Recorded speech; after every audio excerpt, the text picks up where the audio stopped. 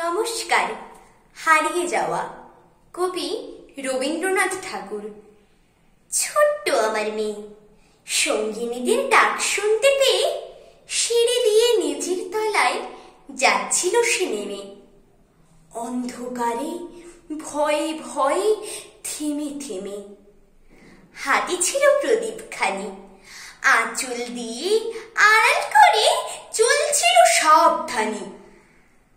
আমি ছিলাম ছাদে, তারায় ভরা চৈত্র মাসের রাতে।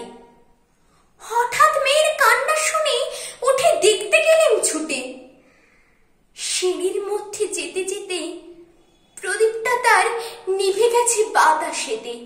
শুধাই তারে, কি হয়েছে বামি?